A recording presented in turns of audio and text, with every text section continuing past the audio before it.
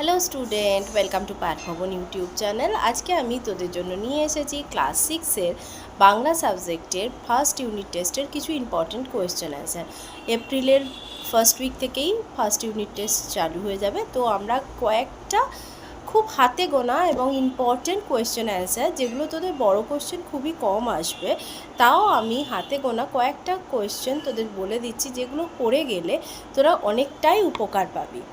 তো দেখে নিই কী কী ইম্পর্টেন্ট কোয়েশ্চেন আমাদের করে যেতে হবে। ম্যাক্সিমাম কোয়েশ্চেনটাই আসবে এসএকিউ বা এমসিকিউ, আর 2 নম্বর বা 3 নম্বরের কোয়েশ্চেন খুবই কম আসবে। তার মধ্যে কয়েকটা ইম্পর্টেন্ট কোয়েশ্চেন আমি তোদের বলে দিচ্ছি, যেমন এই কুমড়ে পোকার বাসাবাড়ি, এইটা থেকে এই কোয়েশ্চেনটা খুবই ইম্পর্টেন্ট। মাকড়সা দেখলেই কুমড়ে পোকা কী করে? মাকড়সা দেখলেই কুমড়ে পোকা ছুটে গিয়ে তার ঘাড়ে কামড়ে ধরে, তবে একবারে মেরে ফেলে না। মাকড়সার দেহে হুল ফুটিয়ে বিষ ঢালে, প্রয়োজন মতো 5 থেকে 7 বার হুল ফোটায়।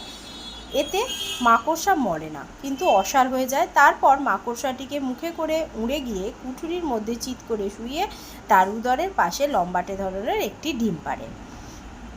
এই টাইপের 2 নম্বর বা 3 নম্বরের কোয়েশ্চেনগুলো তোরা পরপর কয়েকটা আমি বলে দিয়েছি, সেগুলো একটু ভালো করে দেখে নিই। যেমন এই কোয়েশ্চেনটাও দেখে যেতে পারি, সেটাও খুব ইম্পর্টেন্ট। আঁচল পেতে বিশ্বভুবন ঘুমোচ্ছে এইখানে, কবির এমন ভাবনার কারণ কি? কবি নীরেন্দ্রনাথ চক্রবর্তী তার ভর দুপুরে কবিতায় এক অলস দুপুরে ছবি এঁকেছেন। দুপুরবেলা চারিদিক নিস্তব্ধ, জনমানবহীন, সকলে দুপুরে যে যার ঘরে গভীর ঘুমে আচ্ছন্ন। এমনকি গ্রীষ্মের প্রচণ্ড তাপে জীবজন্তু পশু পাখিরাও নিস্তেজ হয়ে পড়েছে। পৃথিবীও যেন তার কর্মচাঞ্চল্য হারিয়েছে, শুধু বাতাস এসে মিহিন ধুলো ওড়াচ্ছে।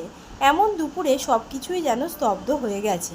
তাই কবির মনে হয়েছে বিশ্বভুবন যেন আঁচল পেতে ঘুমোচ্ছে। মন ভালো করা কবিতায় মাছরাঙা পাখিটির গায়ের রং কেমন?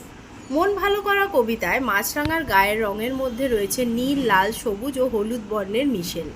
এক কথায় মন ভালো করা রোদ্দুরের মতোই। কবির সাথে ঘাসফড়িংয়ের আত্মীয়তা কখন গড়ে ওঠে? এক বর্ষার দিনে ঝিরঝিরে বৃষ্টির পর কবি যখন ভিজে সবুজ ঘাসে পা রেখেছেন, তখনই তার সঙ্গে ঘাসফড়িংয়ের আত্মীয়তা গড়ে উঠেছে। কথা দিয়ে এসেছি উদ্ধৃত অংশটি কোন কবিতার অংশ? কে কাকে কথা দিয়ে এসেছে? উদ্ধৃত অংশটি অরুণ মিত্রের লেখা ঘাসফড়িং কবিতার অংশ। ঝিরঝিরে বৃষ্টির পর সবুজ ঘাসে পা দিয়েই একটি ঘাসফড়িংয়ের সাথে কবির বন্ধুত্ব হয়। তার কাছ থেকে চলে আসার সময় কবি ওই ঘাসফড়িংকে কথা দিয়ে এসেছিলেন ফিরে যাওয়ার। কয়েকটা কোয়েশ্চেন তোদের আমি বললাম, এইগুলো একটু ভালো করে পড়ে যাবি, আর অবশ্যই ভালোভাবে খুঁটিয়ে প্রত্যেকটা সাবজেক্টের টেক্সট বইটাকে পড়বি। ভালো রেজাল্ট করতে গেলে টেক্সট বই পড়তেই হবে, আর কিছু এমসিকিউ এসএকিউ পড়ে যাবি। টেক্সট বইটা ভালো করে পড়লেই এমসিকিউ এসএকিউ খুব ভালোভাবে পেরে যাবি। ওকে, আজকে তাহলে এতটুকুই। Best of luck.